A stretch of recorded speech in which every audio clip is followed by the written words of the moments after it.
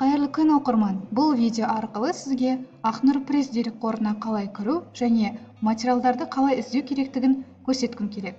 Әл-Фараби кітапханасының ресми сайтына кіреміз. Сайтқа кірген соң ең төменгі жағына қарай түсесіздер. Ақнұр прессті басамыз. Сілтеме бойынша өтеміз. Сайтқа кіргеннен кейін бізге міндетті түрде тіркелу керек болады. Атыңызды, электрондық поштаңызды және өзіңіз қалаған құпия сөзді енгізесіз.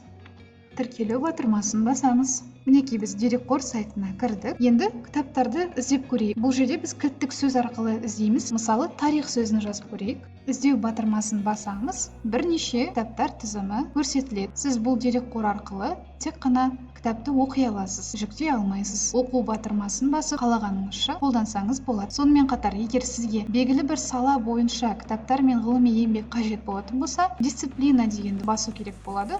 Және қандай тілде сізге еңбек керек, тілді таңдап, расширенный поиск батырмасын бассаңыз, сізге бірнеше ғылыми еңбектер шығады. Сондай-ақ ғылыми мақалалар қажет болатын болса, научные статьи деген бөлім көрсетілген. Бұл жерде бірнеше сала бойынша ғылыми еңбектер көрсетілген. Қалауыңызша пайдаланыңыз.